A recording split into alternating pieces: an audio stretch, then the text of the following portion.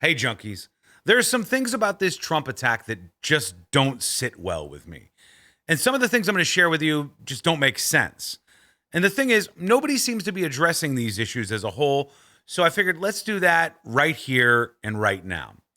First off, some things are obvious. The Secret Service failed so hard, it seems impossible that somebody, maybe even the head of the Secret Service, wouldn't be fired.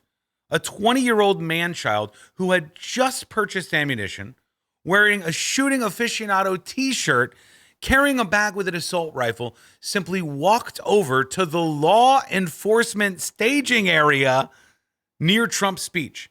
This after, and you probably haven't even heard this yet, he raised red flags when he entered the event. We understand that the suspect had raised some suspicion at the entrance where the metal detectors are to get into the secured perimeter at the rally on Saturday. Witnesses flagged down officers, and then we know that those officers, according to a source with the Secret Service who's familiar with the investigation, started looking for the suspect. So from there, he climbed the side of a building in full view of law enforcement and Secret Service officers.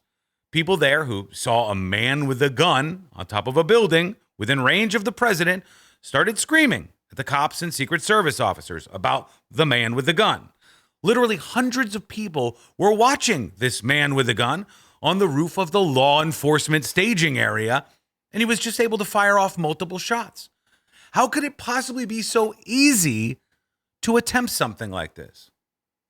The Secret Service knew the rooftop was a weak point, yet a shooter was just able to climb right up and get his shot ready? A senior Secret Service source familiar with the planning of yesterday's event tells NBC News that the roof where the shooter was located was a well-known, high-priority vulnerability. It was identified just the day before during a security walkthrough. The Secret Service never did a sweep of this building? Homeowners who lived within a direct shot line of the president's speech said the Secret Service never even talked to them. Just spoken with a homeowner who lives in a lot next door to that area. So where you see this tree line, okay, that's about 150 yards from where former President Trump was speaking. This homeowner describes essentially an area that was a free-for-all. The reason why I bring this up is because she describes an area that there was, quote, no security. There was a woman riding around this area on a horse with a Trump flag. She shared a photo of that. She said people were just walking right up to the fence line. But one of the most interesting things is she tells me that her lot is right next to where Trump was speaking, and the Secret Service never came to talk to her pre-rally. They never asked her about anything. They never were set up in her area. The Secret Service was quite literally armed with sniper detectors, yet detected no snipers before shots were fired. None of this makes any sense. How could they be this terrible at protecting political candidates? The Secret Service failed in every possible way, and somebody should pay the price. And when you look at the shooter himself, things get even more bizarre. This 20-year-old, who apparently had no help, just decided to wake up, get some ammo, and pop a few shots off at the former president? He makes a $15 donation to some left-wing political cause, and then a few months later, he registers to vote as a Republican? He wants to do something this radical, yet he has zero footprint on social media. His phone yields no details, his cell phone, nothing, in a quest to find his motivation. He leaves behind no manifesto. While some friends say he was conservative and seemed to lean to the right, he attempts to kill the former Republican president, who, if that was true, he'd probably be politically aligned with. What on earth would motivate him to do this?